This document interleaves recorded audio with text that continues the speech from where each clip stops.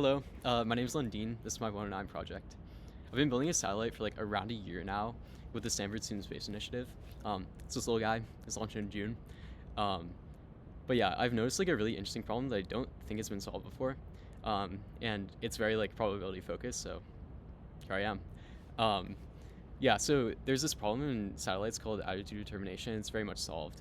Um, the idea is if you want to figure out where your satellite is pointing, then you need to measure two different vectors relative to your satellite to then figure out where your satellite is pointing.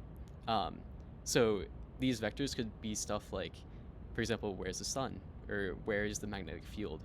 And if you measure those things and compare it to a reference which you calculate on board, then you can actually figure out where you're pointing. So it's a pretty simple problem. It's solved. Boom.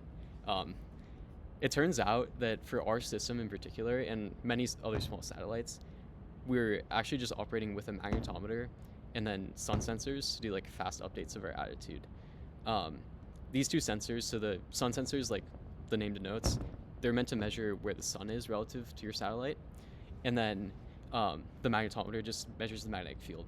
Magnetometers can fail very easily, and there's also just some things that you like literally just can't control. Like there's a geomagnetic storm like 2 weeks ago, and if that happens, you just can't figure out where you're pointing if these are your only two references.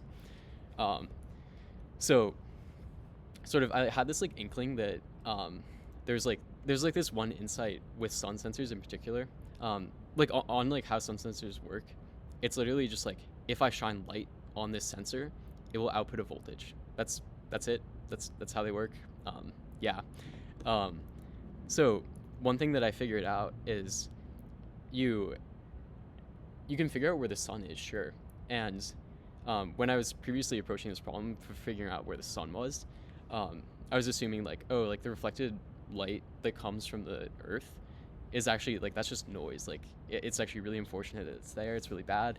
Um, but then I sort of reframed this now that I have like the language like probability to think about, and I figured even though the Earth is like some extended source, so it's not a point source like the sun. It's just some extended like solid angle you can think about it as. Um, there's actually like that carries information. Surely there's a way to use it. So basically, my problem was I wanted to figure out what is the nadir vector that makes my sensor readings the most likely. So basically, like where is the Earth? That's what you want to figure out. That's what the nadir vector is. So ultimately, this can be like formalized as like a Bayes problem at first glance.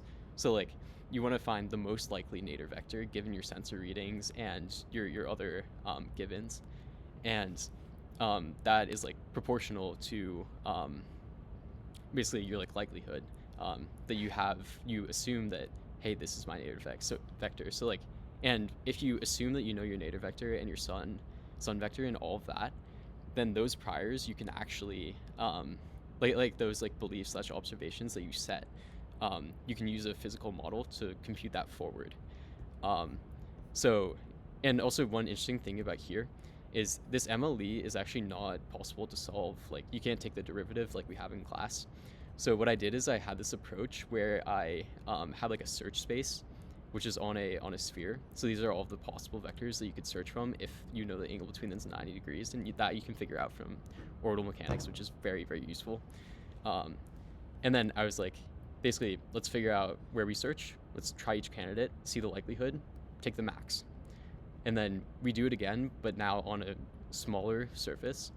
And then you keep doing that until you get the finest estimate. And then the last step that I took is if I calculate actually like the entropy of this final distribution, if it's a very uniform distribution, that often meant in the results that I got that you would have a really high error. So you can see here the entropy is very high in these final last guesses, then you probably have high angular error. Ultimately, the performance of this algorithm was like really, really shockingly good. I was able to estimate it within like 1 degree, and this was simulated data. I did it with Blender here. Um, but yeah, I was shocked by these results because it seems so improbable that you could do this, and I haven't heard of anyone doing this before. There are complications, like for example, clouds will change how Earth reflects off of, how light reflects off the Earth, things like that. But ultimately, this means that you can use very, very dumb sensors to constrain your attitude to like to around like 3 degrees mean, which is like kind of crazy. And obviously like this would even be better when you use on a real system if you're using an additive filter, etc. So I think this is just like a really cool result in like engineering application of 109.